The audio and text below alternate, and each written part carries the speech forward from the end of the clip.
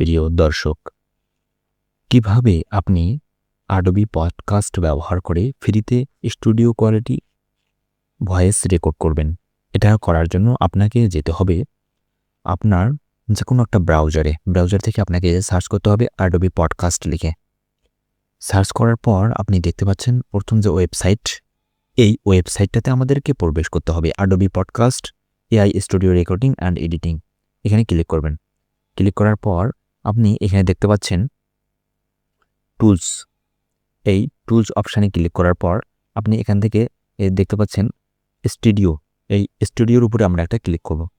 স্টুডিওতে ক্লিক করলে পরে আমরা এখানে দেখতে পাবো নিউ প্রজেক্ট। এখানে নিউ প্রজেক্টের উপরে একটা ক্লিক করব। নিউ প্রজেক্ট থেকে আমরা দেখেন নিচে দেখতে পাচ্ছেন যে আপলোড অডিও আর ভিডিও। এখান থেকে আপনি অডিও অথবা ভিডিও আপলোড করতে পারবেন। আর এই দিকে এখানে এডিট সেকশনে আছে, এখান থেকে এডিট পার্টটা এখান থেকে আমরা রেকর্ড করতে পারবো। রেকর্ডে যদি আমরা ক্লিক করি তাহলে দেখেন আমাদের রেকর্ডিং অপশনটা চালু হচ্ছে।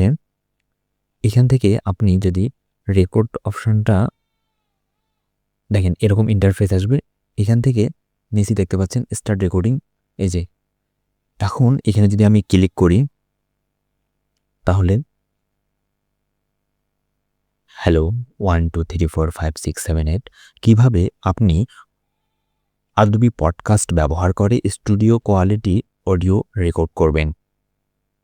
ওকে, আমি এটা রেকর্ড করলাম। এখান থেকে স্টপ রেকর্ডিংয়ে ক্লিক করলাম।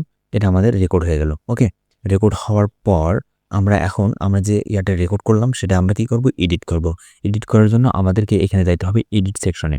এডিট সেকশনে আসার পর আপনারা এখানে দেখতে পাচ্ছেন এটা প্রসেসিং হচ্ছে। ওকে, প্রসেসিং হচ্ছে আমাদের অডিওটা আমরা যেটা রেকর্ড করলাম।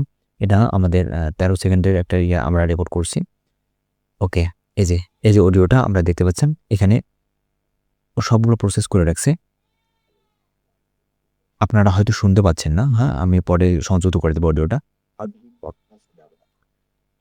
কি পরিমাণ দুর্দান্ত কোয়ালিটির অডিও রেকর্ড হয় সেটা আপনারা রেকর্ড করলে বুঝতে পারবেন। ওকে, এখন আমরা কি করব? এক্সপোর্ট করব। এই যে ডান কর্নার ডান দিকে দেখতে পাচ্ছেন এক্সপোর্ট, এই এক্সপোর্টে ক্লিক করবেন। এক্সপোর্টে ক্লিক করলে পরে এখানে অনেকগুলো অপশন দেখতে পারবেন। তার মধ্যে উপরে অডিও, এখান থেকে MP3 আছে। ফাইলটা আপনি MP3তেও কনভার্ট করতে পারেন, যে এক্সপোর্ট করতে পারেন, ওয়েব আকারেও কনভার্ট করতে পারেন। এক্সপোর্ট তো ওয়েব আকারে বেশি ভালো, তবে একটু MB বেশি করলে সাইজ বেশি বড় হয়। তো ওয়েব আকারে দিয়ে এখানে আমরা ডাউনলোডে ক্লিক করলাম। ওকে, ডাউনলোডে ক্লিক করার পর এখানে একটু সময় নেবে এটা প্রসেস হইতে। প্রসেস হওয়ার পর দেখেন এখানে চলে আসছে আমার এখানে আনটাইটেলড লেখা আছে। আমরা দেখি Adobe লিখি, লেখার পরে আমরা এখানে সেভ দিলাম। ওকে, দেখেন আমাদের অডিওটা কিন্তু সেভ হলো। ওকে, এখন কি পরিমাণ আউটপুট আপনাদেরকে আমি অডিওটা এখানে দিচ্ছি, আপনারা দেখলে বুঝতে পারবেন বা শুনলে বুঝতে পারবেন। ওকে, হ্যালো 1 2 3 4 5 6 7 8 কিভাবে আপনি Adobe পডকাস্ট ব্যবহার করে স্টুডিও কোয়ালিটি অডিও রেকর্ড করবেন।